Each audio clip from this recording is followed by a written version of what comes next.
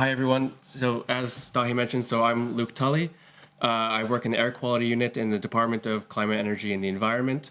And I've been in the unit just for about a year, started about a year ago. So this is my first national air event.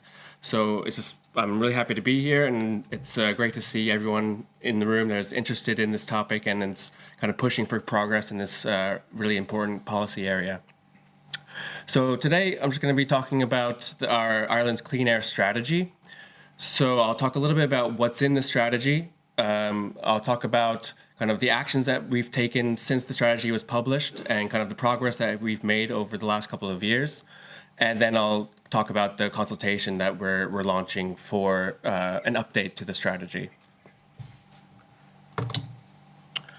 So first, just some background on the strategy, on the contents of it. The strategy was published by my department in April of 2023. And so for the last 2.5 years, it served as a guide and a resource for air quality policy development. The strategy is available online, so anybody that's interested could go ahead and take a look. I encourage people to do that. If you just Google Ireland Clean Air Strategy, it'll be the first result. So just talking about the contents, the strategy sets out 7 principal aims. These are setting appropriate targets, integration of air quality into wider government policy, expanding the evidence base, enhancing regulation, improving on-the-ground enforcement, increasing social awareness of the harms of air pollution and what people can do, and the development of targeted policy measures and actions to improve air quality. So the strategy also sets out 7 work streams for improving air quality. So you can see this on the screen on the figure on the right.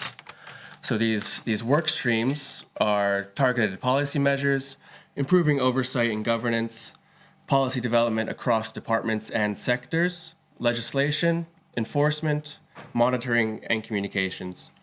So in a moment, you'll see kind of that over the last couple of years, actions across all of these areas have been carried out by the Clean Air Quality Unit in the department. So in addition to those, the strategy established CASIG, the Clean Air Strategy Implementation Group. This is an interdepartmental working group that meets regularly to try to collaborate in order to achieve the goals of the strategy.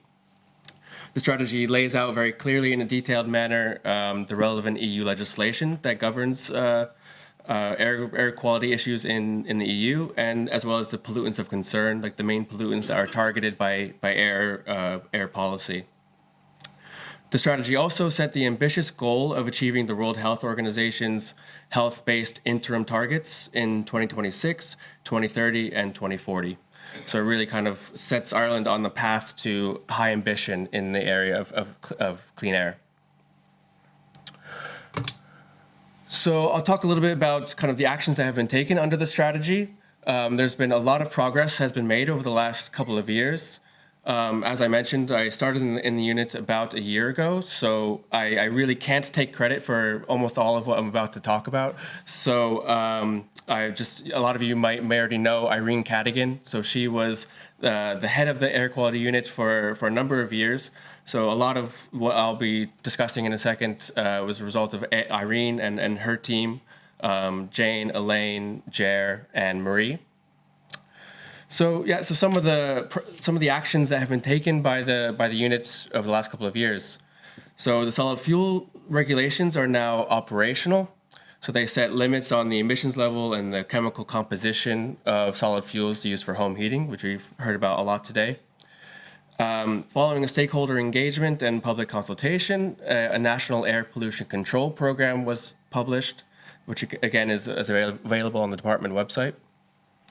A national public awareness campaign was designed and launched. So you can see on the screen, on the slide there, the cute pigeon promoting low smoke fuels. So you might have seen that advert somewhere. Ireland hosted an EU-wide workshop that was together with the EU Commission and other EU member states that focused on air policy implementation and best practice in key sectors. Funding was made available for local level pilot projects targeting areas with air quality concerns. A full review of air pollution legislation was completed to ensure that the legislation was still fit for purpose and to identify areas where updating was needed. And the strategy also established a number of groups in order to enhance coordination, planning, and engagement. So these are the NGO forum, the research forum, and the strategic communications group. So I think the picture on the slide there is from last year's research forum meeting. So just continuing with progress since the publication of the strategy. So for a brief period, Ireland was out of compliance with the ammonia emissions target under the National Emissions Reduction Commitment Directive. But with this year's data, which is collected and published by the EPA, Ireland has come back into compliance as of 2022 and in 2023 as well. And Ireland is projected to stay in compliant with this target out until 2030. This change is largely due to the increased uptake of low-emission slurry spreading and the reduced use of nitrogen fertilizer on farms. So reductions have continued in sulfur dioxide emissions. This is due to reduced use of fossil fuels in energy generation, as well as increased retrofit activity in houses. So the table there is from the most recent Clean Air Strategy Progress Report, and you can see that all of the 5 kind of main air pollutants that are targeted at the national level have continued to see reductions, and so this is between 2022 and 2023. Which is 2023 being the most recent year that we have data for. So also cleanair.ie has been launched together with Cork County Council, which provides the public with information on sources of air pollution, health impact, and practical actions that they can take. As was mentioned earlier today, so progress is being made on introducing amendments to the Air Pollution Act. So these will help to support enforcement by local authorities and improve the registration and compliance systems for solid fuels. This work is still ongoing. There, we conducted a review of air-related citizen science projects. These, as we just heard about, this review identified citizen science projects around the country and made several recommendations for how these projects can be further supported in the future and to realize their potential. A market assessment for solid fuels was carried out in order to collect evidence regarding the feasibility of moving to a 1% sulfur level in solid fuels. A large number of events were held with stakeholders in support of cleaner air, focusing on research support, policy development, and information sharing. And there's a number of air-related research projects which are underway, being done by universities around the country. There's the Town Air Research Project, which is focusing on identifying sources of particulate matter, PM 2.5, in towns. There's Port Air, which is looking at Dublin Port and the effects of shipping activities on air quality in Dublin. And Solid Air, which is looking at determining the appropriate emission factors for burning residential solid fuels. Just to say, there's actually a bit of an error on the final bullet point there. On the transposition of the Air Quality Directive, this is still ongoing and it's not quite finished yet. So just to keep that in mind. So you can see from that long list that a lot of progress has been made and the air quality unit has been really busy over the last couple of years. So busy that actually a lot of the actions contained in the original strategy have actually been completed and finished. So in general, Ireland is doing a good job in its air quality management and is meeting all the current EU legal limits for key pollutants like particulate matter, nitrogen oxides, ozone, and sulfur dioxide.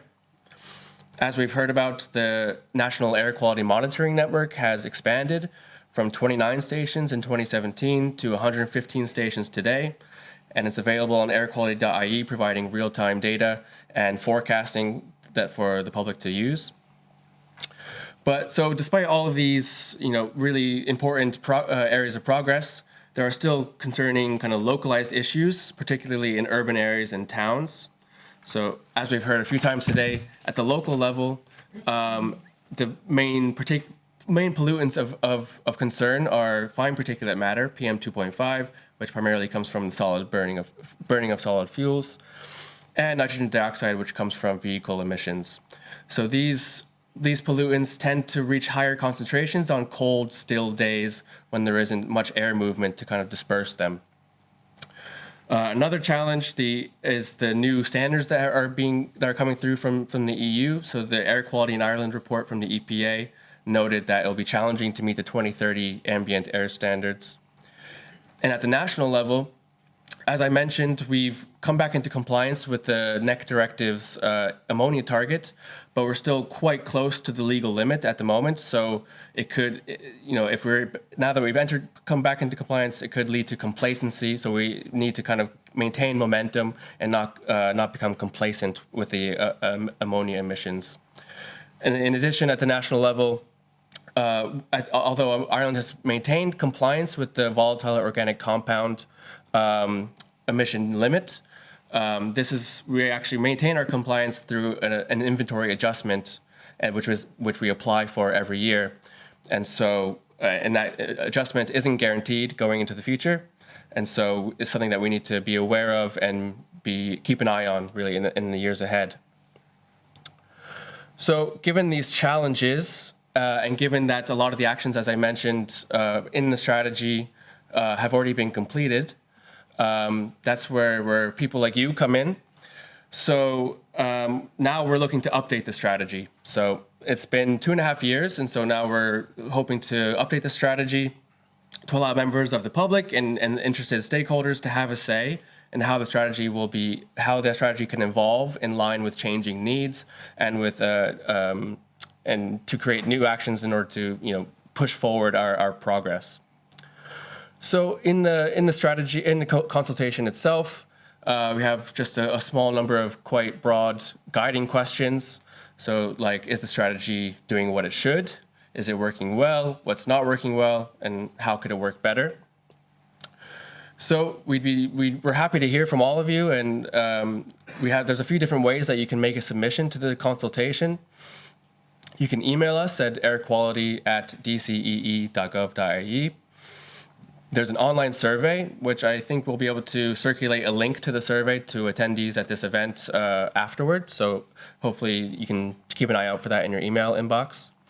Or if you like the old-fashioned way, still an option. So you can write by post to the address there. And so it is being launched today. So it's now officially open. So you can make your submission right after this event if you like. And it'll be open until the 20th of February. So we're aiming to publish an update to the Clean Air Strategy in summer 2026. Yeah, so you have my email there. So if you have any questions or you want to contact me, just go ahead and looking forward to your questions. Thanks very much.